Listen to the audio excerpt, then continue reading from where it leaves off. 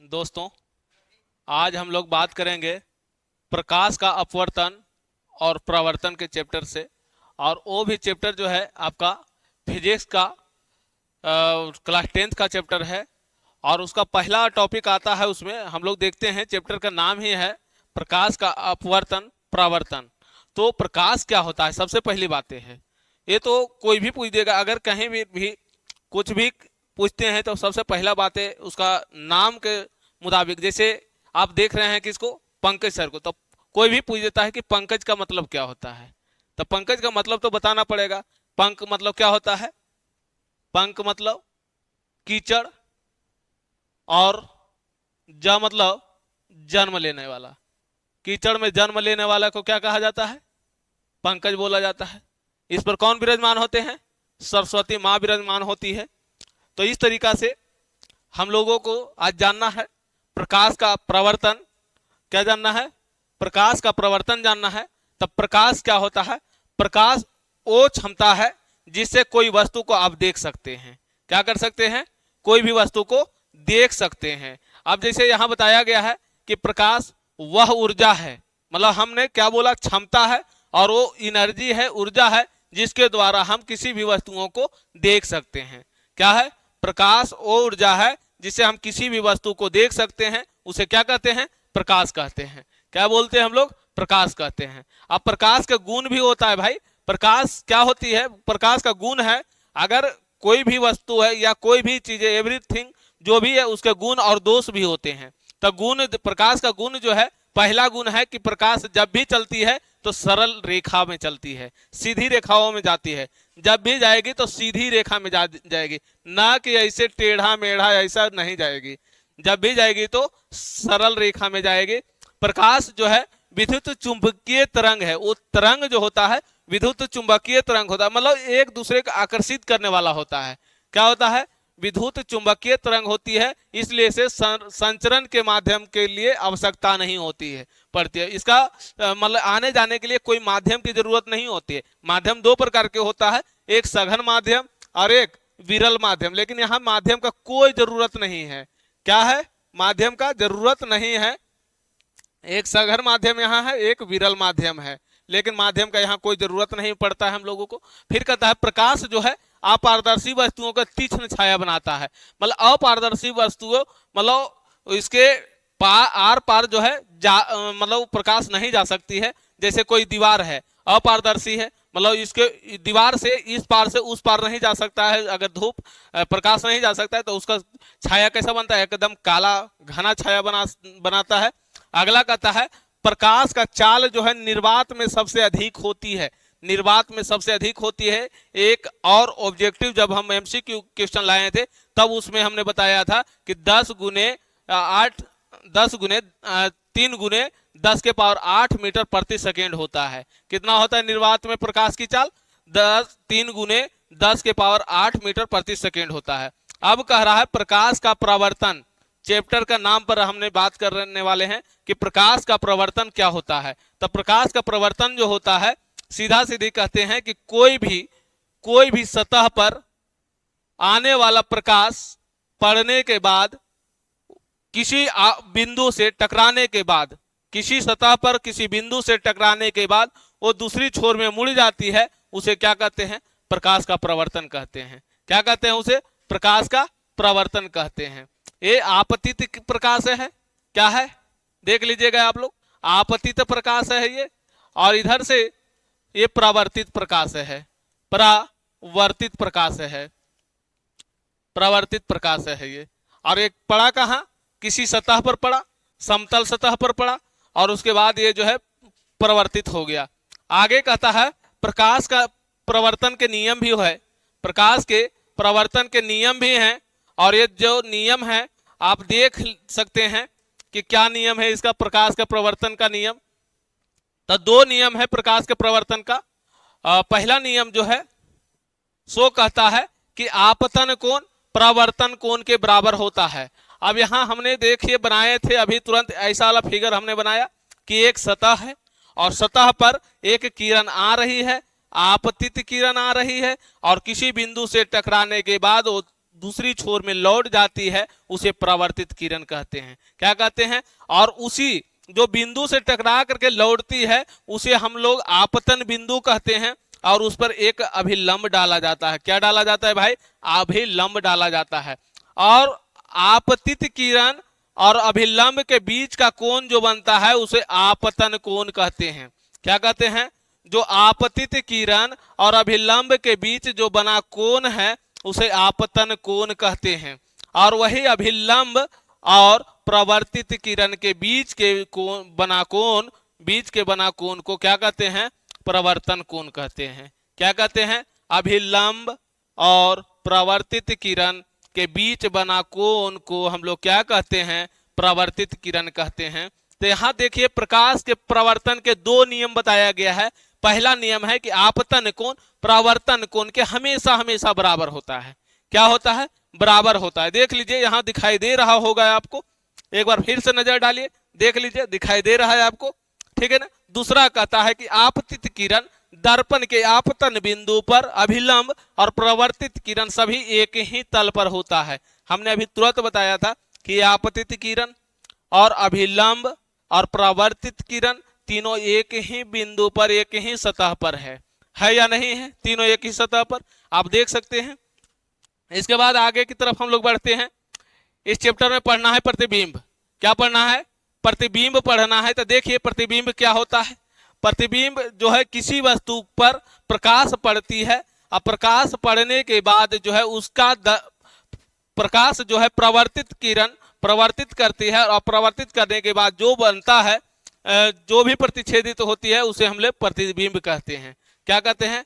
प्रतिबिंब कहते हैं। कहता प्रतिबिंब वहां बनता है जिस बिंदु पर कम से कम दो परावर्तित किरणें प्रतिच्छेदित होती है या प्रतिच्छेदित प्रतीत होती है, मतलब या तो बनती है या बनती हुई मालूम पड़ती है, उसे प्रतिबिंब कहा जाता है। उसके बाद हम लोग आगे बढ़ेंगे। देखिए अब कहता है प्रतिबिंब दो प्रकार के होता है। कितने प्रकार के प्रतिबिंब होता है? दो प्रकार के होता है। एक जो होता है वास्तविक प्रतिबिंब होता है, और दूसरा आभासी प्रतिबिंब होता है। इसे हम लोग काल्पनिक प्रतिबिंब भी कहते हैं। क्या कहते हैं? काल्पनिक प्रतिबिंब भी कहते हैं। आभासी प्रतिबिंब, काल्पनिक प्रतिबिंब कहते हैं इसे। उसके बाद आगे हम लोग देखते हैं कि ये दोनों में अंतर क्या है। अगर दो प्रतिबिंब है तो कुछ ना कुछ तो अंतर होगा, बिना अंतर के तो है नहीं। अगर दो व्यक्ति हैं तो कुछ न, अगर देखिए आप दो उंगली दिखाई दे रहा है तो दोनों में तो कुछ ना कुछ अंतर है। दोनों सेम लग तो रहा है एक जैसा, लेकिन किसी का लंबाई ज्यादा है, किसी का लंबाई कम है, किसी का मोटाई कम है, किसी का मोटाई ज्यादा है। इस तरीका से अंतर तो होगा। तो वास्तविक प्रतिबिंब कहता है कि यह तब बनता है जब प्रकाश की किरणें वास्तव में प्रतिच्छेदित होती, वास्तव में जो है प्रतिबिंब बनाता है। और काल्पनिक प्रतिबिंब कहता है कि ये प्रतीत होता है, छाया बनते हुए, प्रतिबिंब बनते हुए क्या करता है, ये प्रतीत होता है, दिखाई देता है कि ऐसा लगता है कि हो सकता है। लेकिन अगला कहता है वास्तविक प्रतिबिंब का कि ये पर्दे पर प्राप्त कर सकते हैं। अगर वास्तविक प्रतिबिंब है, अगर किसी टॉर्च को जलाते हैं और टॉर्च को जलाने के बाद किसी दीवार पे मारते हैं और उस साइड हमें देखना है, तो उस साइड दीवार नहीं, एगो फुटबॉल लेते हैं, फुटबॉल पे टॉर्च मारते हैं तो क्या होता है, ये फुटबॉल का फिगर बनता है, छाया बनता है आगे की ओर, तो उसको हम लोग पर्दे पर प्राप्त कर सकते हैं। लेकिन वही टॉर्च को हम लोग प्लास्टिक पर मारते हैं, व्हाइट प्लास्टिक पर मारते हैं, तो क्या होगा, नहीं, इसका छाया तो नहीं बनेगा। तो इसे काल्पनिक प्रतिबिंब कहते हैं। ऐसे पर्दे पर प्राप्त नहीं कर सकते हैं, इसको पर्दे पर प्राप्त नहीं कर सकते हैं। कहता है वास्तविक प्रतिबिंब जो है उल्टा बनता है। जब भी वास्तविक प्रतिबिंब बनता है तो उल्टा बनता है, लेकिन काल्पनिक प्रतिबिंब सीधा बनता है। अगर बनता भी है काल्पनिक प्रतिबिंब तो उल्टा बनता है। अब समतल यहाँ जो है दर्पण द्वारा प्रतिबिंब बनाया जा रहा है, समतल दर्पण द्वारा प्रतिबिंब। तो कहता है दर्पण दो प्रकार के होता है। सबसे पहली बात हम लोग जानेंगे कि दर्पण जो है दो प्रकार के होता है, एक समतल दर्पण होता है और एक गोलीय दर्पण होता है। क्या होता है, एक समतल दर्पण और एक गोलीय दर्पण होता है। अब समतल दर्पण क्या होता है, तो वैसा दर्पण जिसका प्रवर्तक सतह जो होता है समतल होता है। क्या होता है, समतल होता है। ऐसे दर्पण को हम लोग क्या कहेंगे, समतल दर्पण कहेंगे। जिसका प्रवर्तक सतह समतल हो उसे समतल दर्पण कहेंगे। दर्पण दो प्रकार के, एक समतल दर्पण और दूसरा गोलीय दर्पण। दूसरा गोलीय दर्पण, जिसका प्रवर्तक सतह क्या होगा, समतल होगा, उसे समतल दर्पण। और जिसका प्रवर्तक सतह किसी खोखले गोले का टुकड़ा होगा, किसी खोखले गोले का टुकड़ा होगा, उसे हम लोग क्या कहेंगे, गोलीय दर्पण कहेंगे। क्या बोलेंगे हम लोग, गोलीय दर्पण कहेंगे। देख लीजिएगा यहां दोनों दर्पण को हमने दर्शा चुका है। उसके बाद कहता है कि वास्तविक समतल दर्पण द्वारा प्रतिबिंब कैसा प्राप्त होता है। तो समतल दर्पण पे आभासी होता है, मतलब काल्पनिक होता है, और सीधा होता है। वस्तु के सामने जैसा खड़ी होता है वैसा ही उसका प्रतिबिंब भी बनता है। फिर कहता है वस्तु का आकार जो है वस्तु के आकार के बराबर होता है। जितना हाइट के साथ होता है, जितना मोटाई के साथ होता है वस्तु, उतना ही उसका प्रतिबिंब भी उतना मोटाई या तो हाइट का होता है। प्रतिबिंब जो है दर्पण के पीछे बनता है, जितनी की वस्तु दर्पण से दूरी होती है। जितना दूरी पे अगर दर्पण से खड़ा रहता है उतना ही दूरी पे उसका प्रतिबिंब बनता है वस्तु का। फिर प्रतिबिंब जो है पार्श्व पर परिवर्तित होती है, परिवर्तित होती, मतलब थोड़ा बहुत टेढ़ा मेढ़ा जैसा दिखाई देता है, परिवर्तित होता है, मतलब चेंजिंग होता है थोड़ा बहुत। उसके बाद कहता है गोलीय दर्पण। एक गोलीय दर्पण कह रहा है कि गोलीय दर्पण का प्रवर्तक तल अंदर की ओर या बाहर की ओर वक्रित होती है, मतलब वो गोलीय खोखले गोले का टुकड़ा होता है। क्या होता है, खोखले गोले का टुकड़ा होता है। और कह रहा है कि गोले के केंद्र की ओर वक्रित होते हैं, गोला के केंद्र की ओर ही मुड़ा रहता है जब भी रहता है। तो देखिए आप यहाँ देख रहे होंगे कि जब भी है तो ये ना कि इधर इधर केंद्र है गोला, गोला का केंद्र है तो इधर की ओर मुड़ा, ऐसा नहीं है। जब भी है तो गोला के केंद्र की ओर ही मुड़ा रहेगा वो। उसके बाद कहता है भाई कि गोलीय दर्पण दो प्रकार के होता है। गोलीय दर्पण दो प्रकार के, एक अवतल दर्पण होता है और दूसरा उत्तल दर्पण होता है। गोलीय दर्पण भी दो प्रकार के आप लोग देख रहे होंगे कि गोलीय दर्पण दो प्रकार के होता है। एक जो है अवतल दर्पण होता है और दूसरा जो है उत्तल दर्पण होता है। अवतल दर्पण क्या होता है, गोलीय दर्पण का वैसा भाग जो बाहर की तरफ रंगा हुआ रहेगा, खोखला वो दर्पण का बाहरी सतह को रंगा हुआ रहेगा, उसे क्या कहेंगे हम लोग, अवतल दर्पण कहेंगे। कह रहा है गोलीय दर्पण का जिसका प्रवर्तक पृष्ठ अंदर की ओर हो और गोले के केंद्र की ओर वक्रित हो, वह अवतल दर्पण कहलाता है। अब कहता है गोलीय दर्पण का दर्पण जिसका प्रवर्तक पृष्ठ बाहर की ओर हो, वक्रित हो, और उसे गोलीय दर्पण उत्तल दर्पण कहते हैं। जिसका बाहरी भाग रंगा हुआ रहेगा उत्तल दर्पण, अंदर की ओर भाग रंगा हुआ रहेगा उत्तल दर्पण। अब कहता है कि गोलीय दर्पण में क्या क्या होता है। बहुत सारे चीजें आते हैं गोलीय दर्पण में। तो क्या क्या आते हैं, ध्रुव आते हैं, मुख्य अक्ष आते हैं, वक्रता केंद्र, वक्रता त्रिज्या, फोकस दूरी, मुख्य फोकस, ये सब आता ही रहता है। तो देखिए आप लोग गोलीय दर्पण में क्या क्या आपको मिलेगा, तो हम लोग देखेंगे अभी तुरंत कि गोलीय दर्पण में हमको सबसे पहले बात है कि ध्रुव मिलेगा, ध्रुव मिलेगा, जिसको हम लोग P से सूचित करेंगे। क्या से सूचित करेंगे, P से सूचित करेंगे, जिसको P से सूचित करेंगे।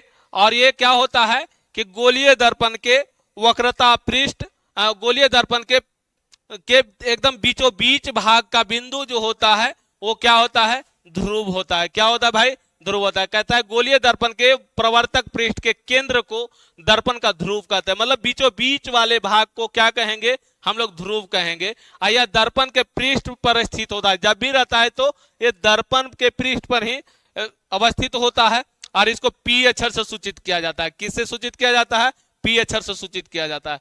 अब जैसे गोलीय दर्पण है तो एक खास बात है कि गोला से बना हुआ है। अब गोला है तो उसका केंद्र भी तो होगा, गोला है तो उसका केंद्र भी होगा। अब केंद्र से लेकर के और ध्रुव के बीच एक कोई लाइन, कोई रेखा गुजरती है, अगर सीधी रेखा जाती है, कह रहा है कि गोलीय दर्पण के ध्रुव और वक्रता त्रिज्या से गुजरने वाली एक सीधी रेखा मुख्य अक्ष कहलाता है। क्या कहते हैं इसको, मुख्य अक्ष कहेंगे। इस लाइनिंग को क्या बोलेंगे, मुख्य अक्ष कहेंगे। अब कहता है वक्रता केंद्र क्या होता है, तब गोलीय दर्पण का जो केंद्र होता है, गोला का भाग का केंद्र जो होता है उसे गोलीय दर्पण का वक्रता केंद्र कहते हैं, जिसे अंग्रेजी के C अक्षर से सूचित किया जाता है, जिसे अंग्रेजी के C अक्षर से सूचित किया जाता है। तो सी का मतलब सेंटर पॉइंट। उसके बाद जो है वक्रता त्रिज्या है, तो कहता है गोलीय दर्पण का वक्रता केंद्र से लेकर के ध्रुव के बीच की दूरी जो है वक्रता त्रिज्या कहलाता है। कहता है गोलीय दर्पण का प्रवर्तक पृष्ठ जिस गोले का भाग है उसकी त्रिज्या, मतलब ये सेंटर पॉइंट से लेकर के ध्रुव के बीच की दूरी को क्या कहते हैं, वक्रता त्रिज्या कहते हैं, जिसको हम लोग बड़का आर से सूचित करते हैं। जिसे क्या करते हैं, बड़का आर से सूचित करते हैं। उसके बाद कहता है कि मुख्य फोकस क्या होता है भाई, तो कहता है मुख्य अक्ष पर वह बिंदु जहां से मुख्य अक्ष के समानांतर किरणें, मतलब मुख्य अक्ष के समानांतर किरणें, देखिएगा एक मिनट, ये जो है दर्पण है, ध्रुव है P, ये सेंटर पॉइंट C, और मुख्य अक्ष के समानांतर किरण आ रही है, देख लीजिएगा जो भी है। आने के बाद जो है दर्पण से टकराने के बाद जिस बिंदु से मुख्य अक्ष के जिस बिंदु से कटते हुई जाती है उसे हम लोग मुख्य फोकस कहते हैं, जिसे बड़का एफ से सूचित किया जाता है। क्या कहा जाता है, मुख्य फोकस कहा जाता है। कहता है मुख्य अक्ष पर वह बिंदु जहां मुख्य अक्ष के समानांतर किरणें आकर मिलती है, या तो प्रवर्तित किरणें मुख्य अक्ष के मुख्य अक्ष पर एक बिंदु से आते हुए महसूस होती है, वह बिंदु गोलीय दर्पण का मुख्य फोकस कहा जाता है। क्या कहा जाता है, मुख्य फोकस कहा जाता है। अब एक द्वारक होता है, द्वारक अपेरचर उसको कहते हैं।